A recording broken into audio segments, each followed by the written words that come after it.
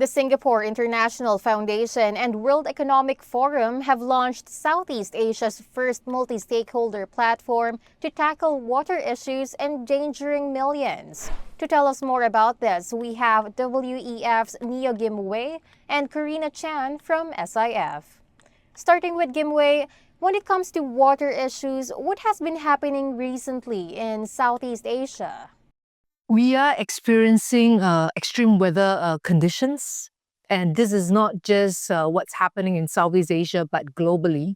As we continue with climate change, there are extreme weather effects, and 90% of these are actually water related, whether these are drought conditions or intense rainfalls that's happening with a lot more frequency and intensity. So I think Gimi has mentioned that, Asia, Southeast Asia is actually highly vulnerable to climate change. I guess 90% of natural disasters actually is water related. So I think in addition to looking at individual countries in Southeast Asia, I think what's important when we look at water issues in Southeast Asia is also the transboundary climate risk that impacts the region as a whole. This may sound alarming and preparations need to be done. So Karina, how can current policies be better improved to better address water-related climate changes? Policies has always been kind of a challenge. I think it all starts off with a lack of perceived importance of water.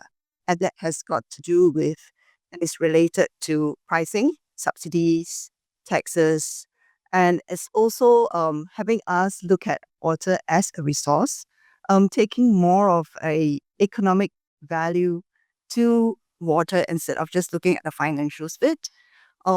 We also look at water as a resource that actually is kind of like interconnected and interdependent.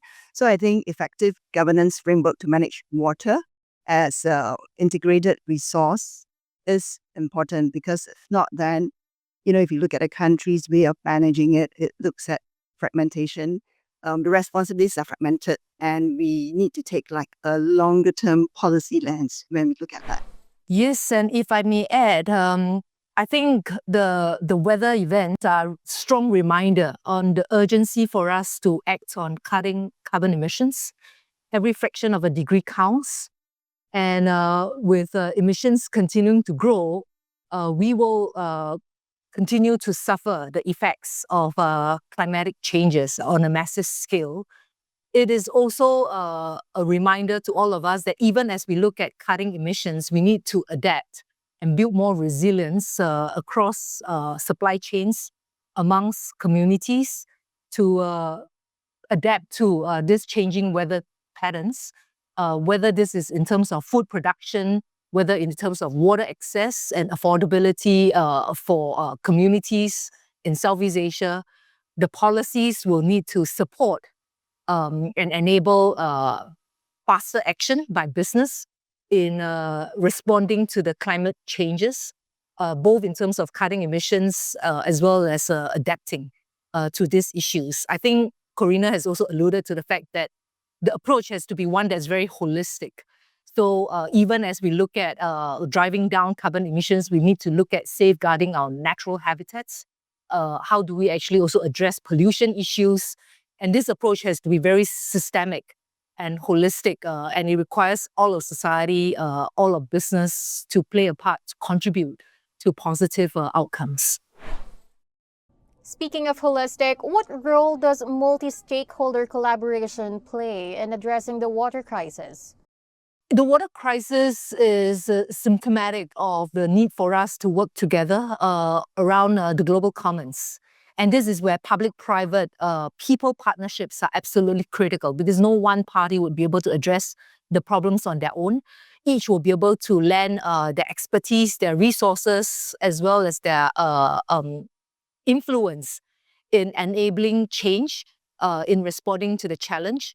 And this partnership needs to be not just between public-private people sectors, but it also needs to be at the global levels, it needs to be at the regional levels, and also very much down to the local community levels, where there can be a process of joining forces organizing resources and efforts to drive positive outcomes, whether this is in terms of food production cycles, industry, and jobs, productivity levels for people. We need to think and look at interventions, solutions that can be more than the sum of its parts, right? So that collective power would be able to allow us to better respond to the looming crisis. I think multi-stakeholder is not just top-down. I think the ground-up initiative is also important. So hence, I think between the SIF and World Economic Forum, we initiated the Southeast Asia Partnership for Adaptation through Water, SEAPAW for short. And I think this is an initiative that brings together different groups of stakeholders, those who have got the knowledge, those who have got the solutions, those who have got the financing capabilities to come together to look at in-country challenges and look at interventions and solutions to address some of these challenges in the region. So the initiative is a very new initiative. It was just launched in June this year, but we have seen a lot of progress since then.